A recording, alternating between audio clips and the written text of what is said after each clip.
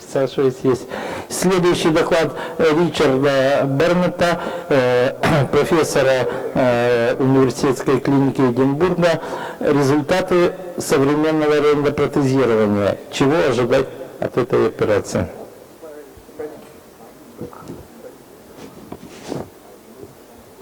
Thank you, Professor. Thank you for inviting me to the readings. It's a great honor to both be in St. Petersburg and in Russia. So I've been asked to talk about the outcomes of modern revision total knee arthroplasty and what can we expect. Now, the general consensus is that revision surgery is bad and the outcomes are even worse.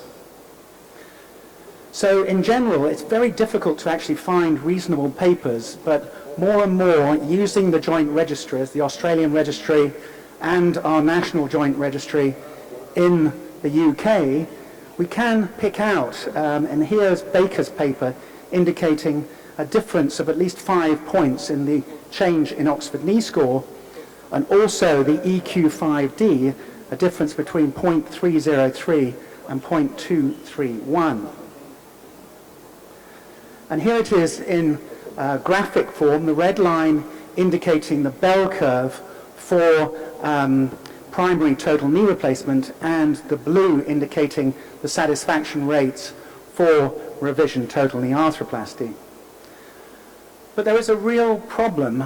We've talked about infection before, but also we have a problem with interpretation of literature because the problem is heterogeneous. There's low levels of evidence, virtually no RCTs, non-standardized outcomes. Procedures are often performed in small numbers with multiple surgeons and multiple hospitals. So it's not like primary total knee arthroplasty analysis, where we say 90% in the NJR, 97% are for osteoarthritis, varus deformity, 94% cemented, 93% fixed bearing. And that is consistently consistent, whereas in revision total knee arthroplasty, it's consistently inconsistent. And we have problems with coding, the actual indication for surgery. We've already seen the modes of failure on one of the previous talks, but those modes of failures are completely different, such as the Swedish register and the Norwegian register for things like pain, but also instability, and the only things that are the same throughout the joint registries is the infection rates, the instability, and also the periprosthetic fractures, because those are fairly fixed modes of failure. We don't even know how many revisions these patients have had, 1, 2, or 3, and if those revisions are for patella resurfacing or isolated polyethylene exchange. So revision with a contemporary total knee stabilizer system, which we introduced 10 years ago, is there any evidence is function compromised? And I just wanted to go through our Edinburgh experience. So it started off with the acquisition of a new implant system, and by definition we had to look at that compared to our previous system. So in 2004 to 2008 I operated on 53 patients, and they had the Kinemax total stabilizer system, which is very similar to the Duracon. And then we introduced the Triathlon TS between 2009 to 2012, and this is published in the BJR. And the difference was that we were using hybrid fixation with uncemented stems and offsetting significant number of patients both on the tibia and the femur. And we went on to doing the Triathlon TS with short cemented stems. So why did we use short cemented stems? We did all our research, engineering research beforehand, and we found that short cemented stems, i.e. 50 millimeters plus the length of the boss, a total of 80, was as good as uncemented long stem. And again, this is published in the BJR. On the tibia, we found also that short cemented stems were as good as long uncemented stems, and you can see here the concentration of forces at the tip of the prosthesis, and also the fact that this correlates with patients that have mid-tibial pain. But with the short cemented stems, we were getting loading proximally and not distally at the tip. So we compared these two groups, the 53 TSs, modern TSs, and the 54 older constrained prosthesis, and we looked at the posterior condylar offset according to a paper we wrote on radiographic distal joint line measurement and PCO, and we noticed a difference in ratio between 0.86 to 1.1. So we were actually slightly increasing our posterior condylar offset compared to the primary. So here is it graphically showing the measurement of PCO and distal joint line, the scatter curve for the number of patients, and then we looked at the TS triathlon versus the Kinemax TS in relation to the Oxford knee score, and we could see a significant improvement. So essentially, we noticed there was significantly better outcomes in the new TS system. The PCO directly correlated with change in Oxford knee score and was an independent predictor of both early functional outcomes and satisfaction. So that enabled us to go ahead with a prospective study comparing primary triathlon, triathlon TS, Kinemax TS, and this was the Oxford knee score for that group, premature there slightly, and this is showing the difference in Oxford knee score between the Kinemax and the triathlon TS and the primary. So you can see we're almost approaching that level of Oxford knee score of a primary.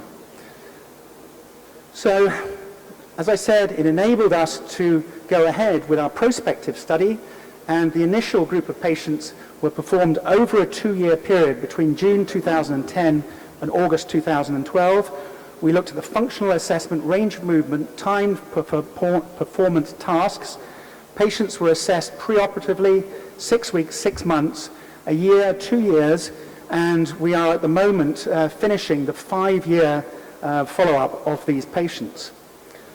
So the interesting primary analysis was that we had a 60% reduction in pain report, 13-point increase in Oxford knee score, 20 degrees improvement in knee flexion, 15-second improvement in time function, and an overall 84% satisfaction rate. But we have to remember these revisions are for aseptic loosening. They are not septic cases. If we graphically report these, you can see easily the very little difference within those error bars of the change in pain report between a primary and a revision. The change in functional time assessment, again, approaching that of a primary.